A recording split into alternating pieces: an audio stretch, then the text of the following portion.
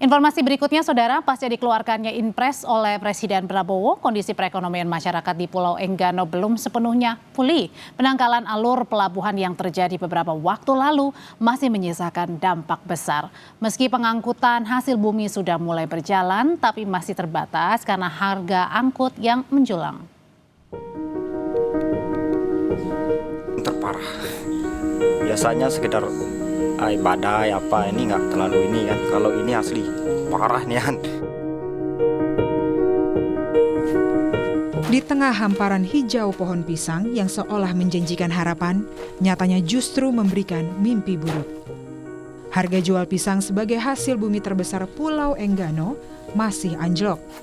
Harga pisang satu tandan yang sebelumnya dijual Rp40.000 hingga Rp60.000 kini hanya dihargai Rp20.000 saja. Harga tersebut belum dipotong dengan ongkos angkut, di mana petani pada akhirnya hanya mengantongi Rp10.000 per tandan. Tak jarang, petani juga membiarkan pisang membusuk karena tidak sempat didistribusikan. Namun, warga Enggano tak memiliki banyak pilihan. Mereka tetap bekerja demi menghidupi keluarga.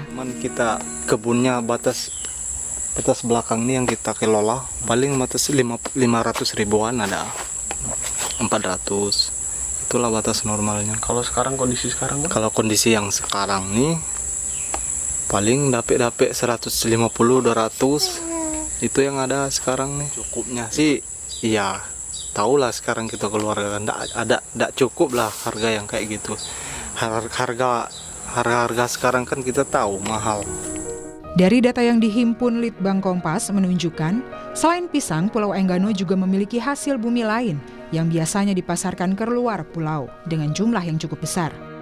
Dari data di tahun 2023, pisang mendominasi produk hasil bumi warga Enggano dengan jumlah 13.080 kuintal.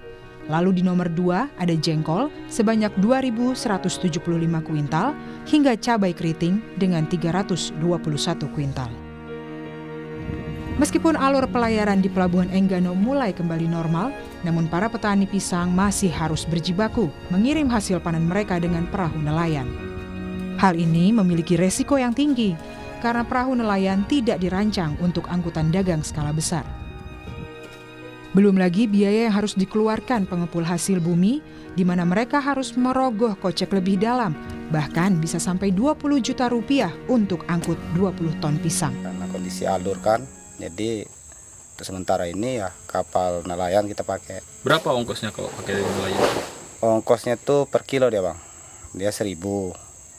Nah, kalau misalnya ada 2 ton ya 2 juta berarti kan.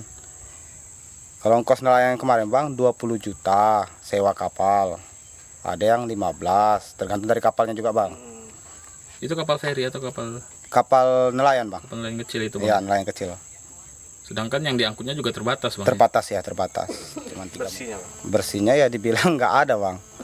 Hanya pas-pasan aja lah untuk nyambung hidup untuk sementara ini.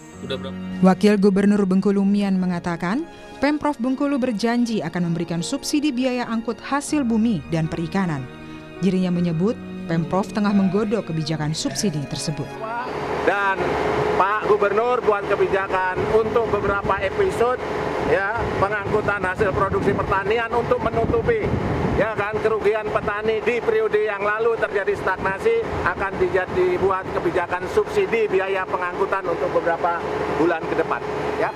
Seluruh warga Enggano masih terus berharap pemerintah tak hanya melihat pelabuhan yang telah kembali beroperasi, tetapi pemerintah juga perlu memastikan akses transportasi yang layak dan terjangkau bagi warga Enggano. Tim Liputan Kompas TV.